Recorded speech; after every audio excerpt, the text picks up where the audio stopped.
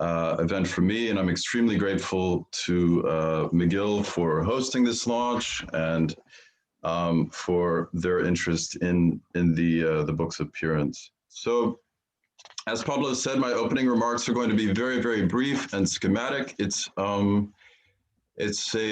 think it's fair to say it's a complicated book. There are 19 chapters, and the argument moves on a number of different fronts in a number of different ways. So I'm not going to even begin to try to reconstruct the book in the next moments, but I'll try to orient you to one of the findings, which is that it seems to me, in light of a tradition of passion interpretation, which originates in late antiquity, it seems to me that in the early modern period and in the early Enlightenment, the emergence of the theory of toleration owes something to the interpretation of the Roman trial of Jesus, which has not been recognized in the literature.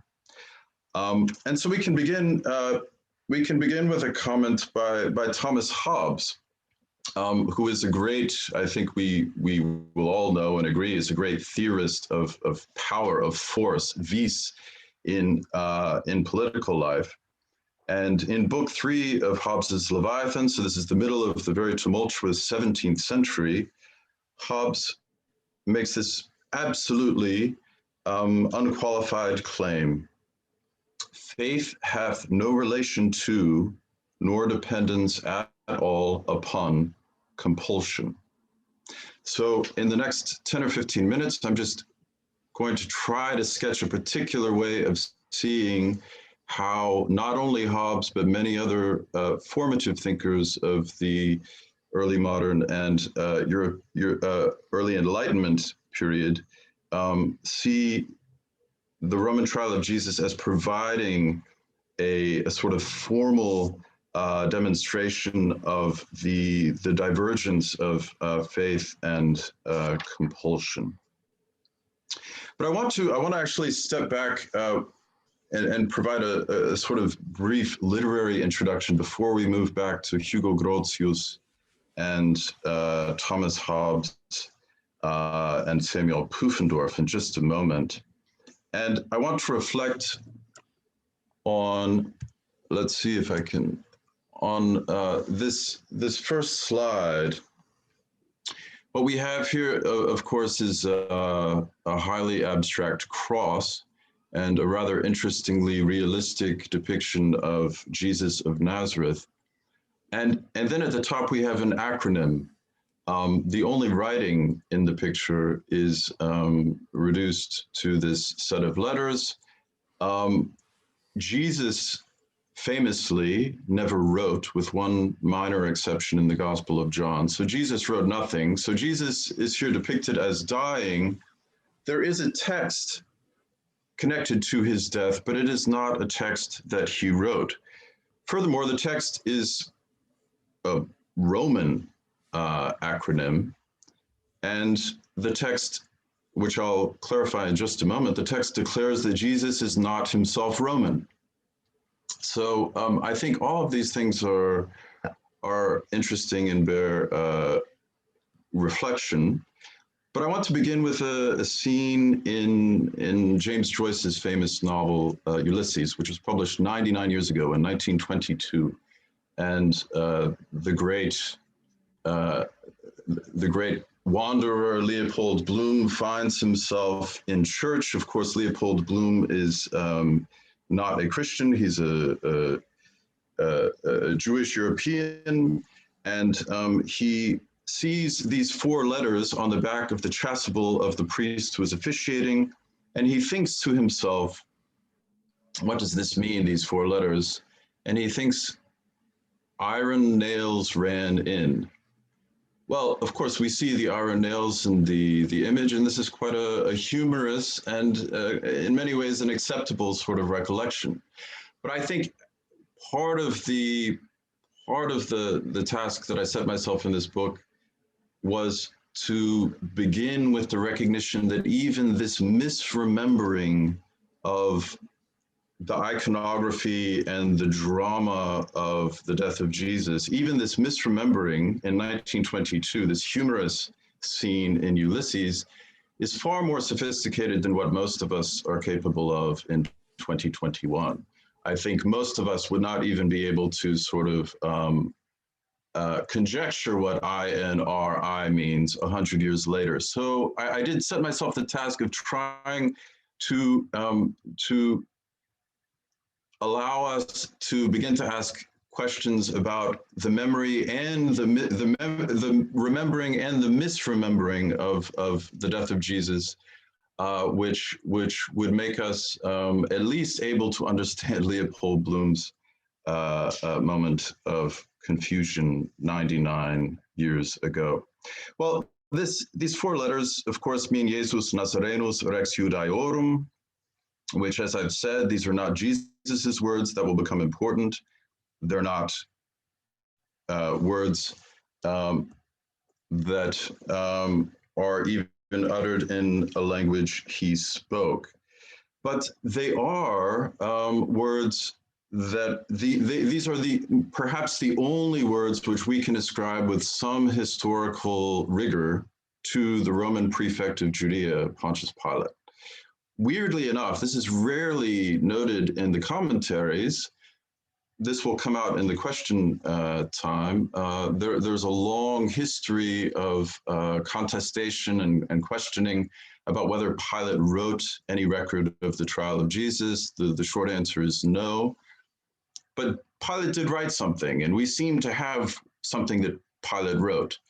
And according to the fourth gospel, he had it composed in three languages, which we see here in a 17th century engraving. Jesus of Nazareth, the King of the Jews. Now, or the King of the Judeans, depending on how one decides to render that term. Now, the appearance of these three languages in conjunction seems to me to point the way forward to, in many ways, the history I'm trying to untangle in this book. We have the death of a figure who represents in some ways a kingdom. The death is shameful, is disgraceful, and the death is announced in these three languages, which hereafter, and because of this death, are in continuous relation in European history. The language of Roman law, Latin, the language of Greek philosophy, exegesis, poetry, liturgy, and indeed the language that Jesus himself spoke and understood, the language of the prophets and the Torah. And in European history, these three languages continue to be related to one another, it seems to me, in some meaningful sense, because of the titulus of Pilate, because the death of Jesus bound the destinies of these three languages in a peculiar and often, of course, I don't have to stress, very tragic way. So we've covered a lot of ground, but we can move now from the cross with some facility from the titulus to Hugo Grothius, because it is only in the 16th and 17th centuries that three languages on Jesus' cross begin to be recovered in relation in Europe. In fact, Pablo and I are both Lovanienses, former students and doctors of the University of Louvain, where in the early 16th century, the Collegium Trilingue undertook for really the first time in roughly a millennium to instruct Europeans in not only the language of Greek philosophy and Roman law, and of course, Roman liturgy, but of the Torah and the Talmud. And Hugo Grothius was himself a Hebraist of some note. So we're making our way to Thomas Hobbes, his radical differentiation between the nature and the realm of faith and the logic of compulsion. And Hugo Grothius, for those of you who may not know, is widely regarded and rightly regarded as the father of modern international law. He is undoubtedly one of the most influential and sophisticated legal theorists of the early modern period. But one of the things I point out in this book is that those who remember Grothius primarily as a legist are actually misremembering him, because his most momentous text is actually a huge, fabulously learned 12-volume commentary, a set of annotaciones on the Hebrew scriptures and the Christian scriptures, the Old and the New Testament. So Grothius himself, in addition to writing a Senecan verse tragedy on the Roman trial of Jesus, which I discuss in the book, Grothius comments on the Roman trial in what I think are very interesting ways. So we've seen that there is a text on Jesus' cross which he does not compose. This text seems, with some historical rigor, which we can discuss further, to be attributable to the Roman prefect of Judea. And this text declares that Jesus is the king of the Judeans, or of the Jews. Now, this script on Jesus' cross relates back, and this is going to be important in the question time, this relates back to the only saying of Pontius Pilate. So the Titulus is the only script of Pontius Pilate with some rigor we can ascribe to the historical figure of Pilate. And there's only one saying of Pilate with some rigor we can attribute to the Roman prefect. And that is a question which appears in all four Passion narratives in identical Greek.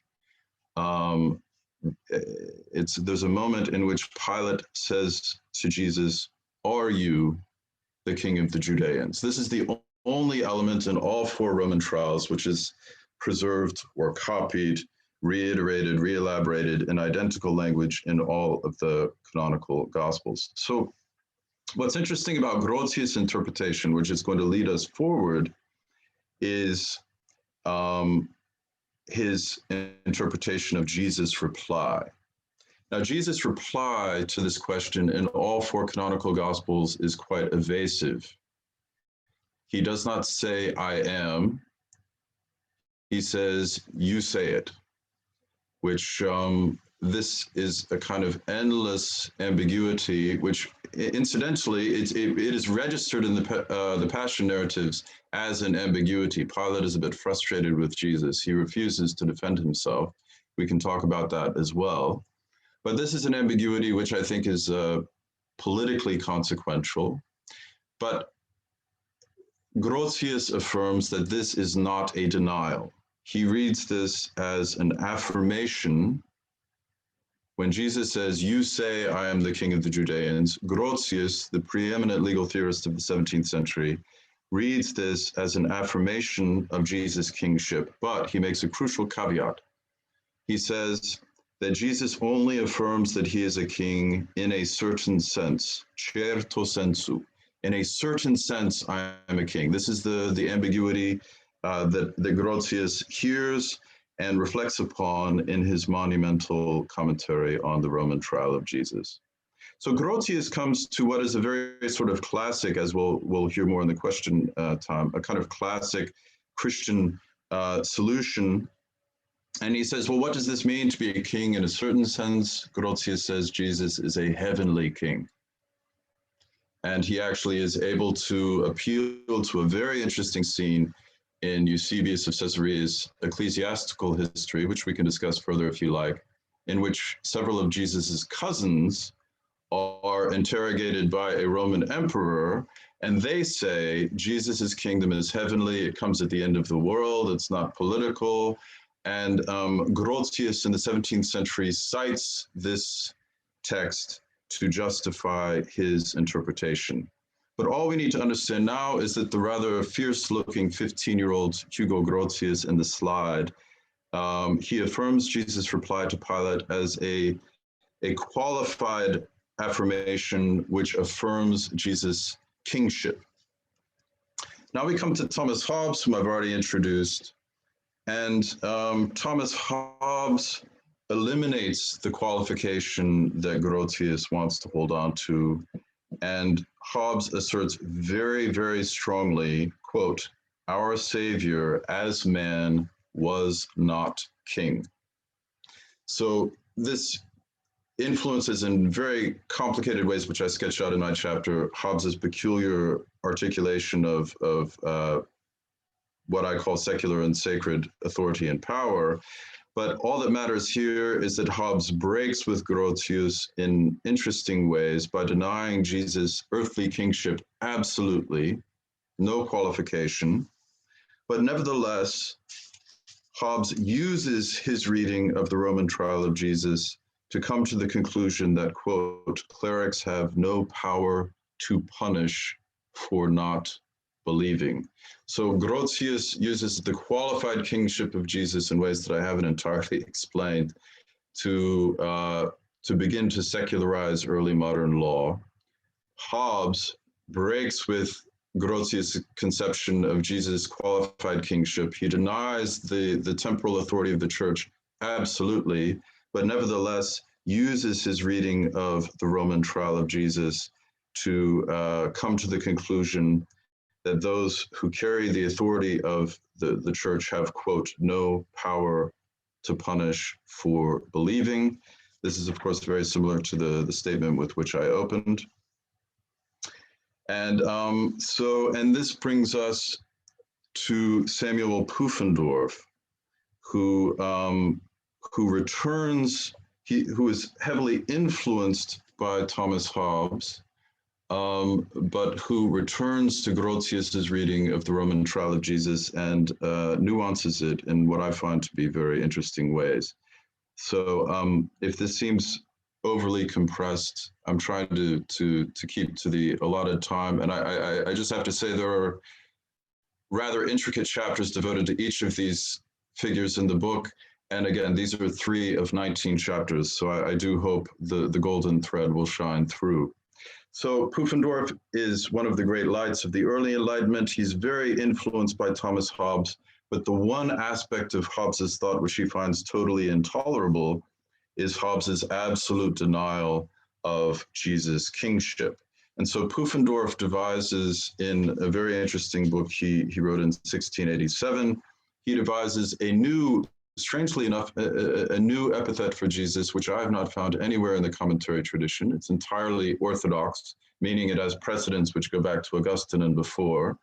But I find no precedent for it. Puffendorf says that Jesus is, quote, "a king of truth," and his kingdom is a kingdom of truth. Now, just as the only writing on Jesus' cross is by Pilate, so the crucial phrase in Puffendorf's interpretation of the Roman trial of Jesus does not come from Jesus. It actually comes from Pilate. Puffendorf ascribes to Pilate a text which Pilate most certainly never said. Puffendorf puts this line in Pilate's mouth: "Truth is not subject to human empire." And Puffendorf uses this to derive a sort of syllogism. If Jesus is a king of truth, and if truth is not subject to human empire, therefore, he concludes, quote, "the kingdom of Christ requires no civil force," which becomes a very important argument for a number of Puffendorf's proteges, such as Christian Thomasius, who has a chapter of his own in the book, who is really regarded as one of the most crucial figures in the secularization, the interconfessional establishment of the early German states, which is still actually reflected in the federal German Republic. So I end with this kind of this view from above of a symbol which can only be seen from above as a reminder that I think I think the figure of the cross from the Latin acronym with which we began to the forgotten history of legal interpretation of the Passion narratives and the rise of the Enlightenment. The figure of the cross is one which bears further reflection and whose history has not yet been fully told.